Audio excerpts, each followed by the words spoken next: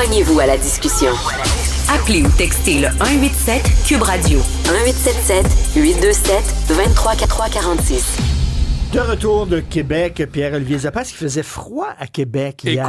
Il faisait froid et c'est l'une des 8 journées dans l'année où je déteste mon véhicule, Richard.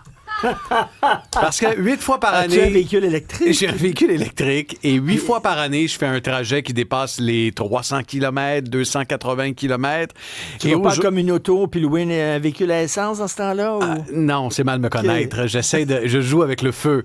Et aujourd'hui, j'ai fait le centre-ville de Québec jusqu'à TVA et je suis arrivé avec 5 % de batterie. Avec, tu sais, toutes les alertes sur ton tableau de bord qui te disent attention.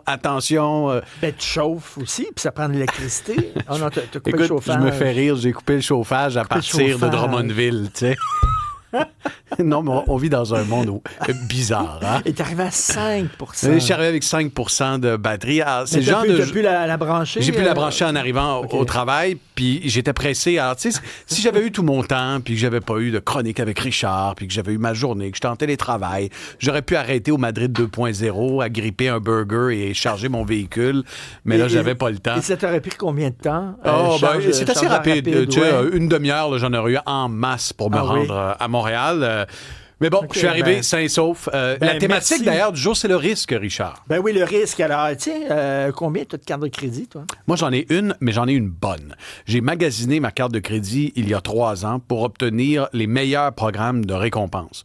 Je me suis assis, j'ai regardé les offres des différentes institutions financières. T'as pas besoin de dépenser $1 million pour avoir un toaster. Exactement. Pour avoir un voyage à Longueuil. Mais non, honnêtement, j'ai une excellente carte de crédit qui m'a permis, au fil des années, d'avoir ce qu'on appelle un cashback, donc des récompenses en argent qui sont quand même très enviables. Je conseille à tous ceux qui ont une maîtrise de leurs finances ou qui sont capables de s'arrêter, de le faire, de tout mettre sur leur carte de crédit. OK. Puis, il y a tout ça. C'est compliqué, là. Hein? Il y en a qui... c'est des points. Il y a là des voyages en avion, tout ça. Effectivement, moi, je suis le genre... Je mets tout sur ma carte de crédit, puis après ça, bon, je rembourse très rapidement là, pour pas payer d'intérêt. Mais effectivement, parce que toutes sortes de points, toutes sortes de trucs. Là. Le gros problème en ce moment, et c'est ce que je voulais aborder comme enjeu aujourd'hui avec toi, c'est le fait que jamais les dettes sur les cartes de crédit n'ont été aussi élevées au Canada et aux États-Unis. Ce qu'on constate avec le contexte économique actuel, c'est que les gens ne sont plus en mesure de rembourser le minimum chaque mois. Et on a des chiffres très intéressants d'Equifax qui le démontrent. La dette moyenne sur une carte de crédit est à 4 500 $ par personne au Canada.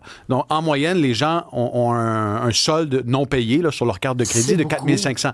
C'est beaucoup. Pour vous donner une idée, c'est le plus haut montant depuis 2007, depuis la première fois qu'Equifax a fait ce calcul-là. 2/3 des gens payent leur carte de crédit sans problème chaque mois, Richard. Mais sur le tiers qui n'arrive pas à payer son solde, ben ce solde-là devient de plus en plus important de mois en mois, d'année en année. Et c'est alarmant dans la mesure où je me suis fait la réflexion en m'en venant un peu stressé dans mon véhicule électrique cet après-midi. Je me suis dit, on se prépare à aller en guerre, Richard. En guerre économique. Oui. Et lorsqu'on part en guerre, on veut que nos soldats aient des munitions, qu'ils soient équipés, qu'ils soient prêts à aller sur le champ de bataille pour faire face à l'ennemi. Là, on s'en va en guerre économique, en guerre commerciale contre nos vis-à-vis américains. Les hostilités sont déjà lancées. Mais ils sont aussi endettés que nous. Le problème, c'est que cette guerre-là risque de nous faire plus mal. Ah oui? Et qu'on n'a pas nécessairement les munitions, c'est-à-dire que lorsqu'on fait le portrait des finances personnelles des Canadiens et des Québécois, on se rend compte que c'est précaire, que c'est fragile.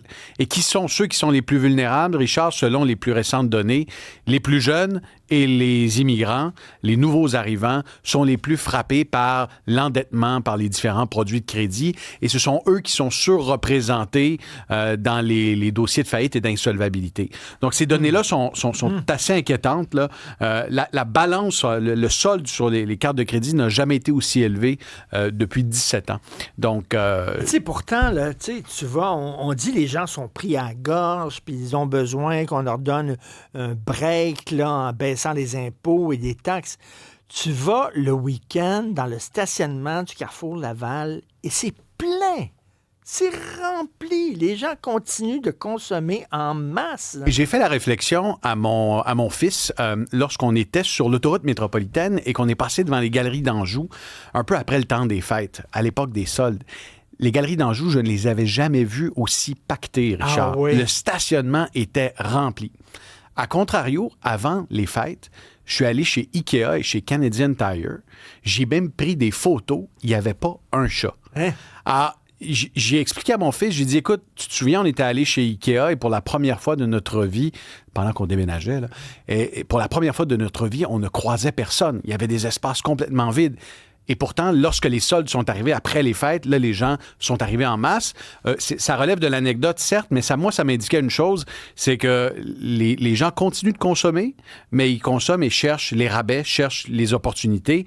Et bien de ces opportunités-là, on se les offre avec la carte de crédit. C'est ce que les chiffres nous démontrent des deux côtés de la frontière. Le recours au crédit aussi, ça vient avec le fait que, écoute, les chiffres le disent, là, on est quoi à 2? Si quelqu'un, mettons, pendant un mois n'a pas de salaire, fait presque faillite. Ah, il y a la majorité des gens vivent de paye en paye. Ah oui, on est à 2 payes, effectivement, pour bien des gens. Le fonds d'urgence, habituellement, il devrait être de 3 mois, selon les planificateurs financiers, mais c'est une minorité de gens qui peuvent se permettre d'avoir le luxe d'avoir un fonds d'urgence. Alors oui, une carte de crédit, c'est une bonne idée. Encore faut-il en avoir la maîtrise. Et ce qui est frappant, c'est que des deux côtés de la frontière, il y a une firme d'analystes aux États-Unis, de Cobus Letter, qui aujourd'hui nous apprenait que la dette sur les cartes de crédit aux États-Unis n'a jamais été aussi élevée. Ce qui fait dire à des analystes que si l'économie américaine va bien et qu'elle repose tant sur la consommation, il faut remercier Visa et Mastercard par les temps qui courent. Et il y a des gens, tu dis que tu as seulement qu'une carte de crédit, il y a des gens qui en ont plusieurs. Il y a des gens qui en ont plusieurs. Puis ces cartes-là s'ajoutent à d'autres produits de crédit. Tu penses aux véhicules, tu penses aux prêts hypothécaires, tu prends... et puis il y a tout ce nouveau phénomène de payer, acheter maintenant, payer plus tard, qui est omniprésent maintenant sur Internet. Mais les gens disent, regarde, les pays, les États vivent à crédit. Les États ont 11 milliards de déficit au Québec. On va faire comme nos gouvernements, nous autres aussi. On va s'inspirer du gouvernement de Justin Trudeau. Mais Richard, tu sais que ce qui est d'encore plus préoccupant, c'est que de plus en plus, quand tu t'en vas sur des sites Internet, ils te permettent de payer ça en 4 versements, en 5 versements.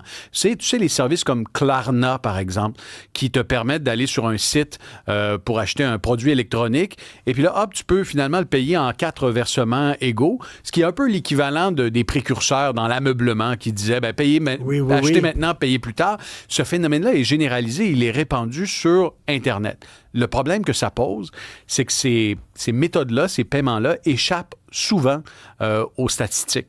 Donc, on dit que les gens n'ont jamais été aussi endettés, mais ça ne compte même pas ces produits de crédit qui sont disponibles en ligne par des institutions financières privées. Le portrait est encore plus alarmant que celui qu'on décrit aujourd'hui. Écoute, P.O., tu m'as proposé d'autres sujets. On n'a pas le temps. On va traiter ces sujets-là. On aura d'autres sujets pour demain? Pour demain. Vendredi, la dernière de la semaine. Je rentre à TVA, j'ai assez d'autonomie pour me rendre en studio. Je pense que j'ai réussi à me remettre un petit 15 %. Merci.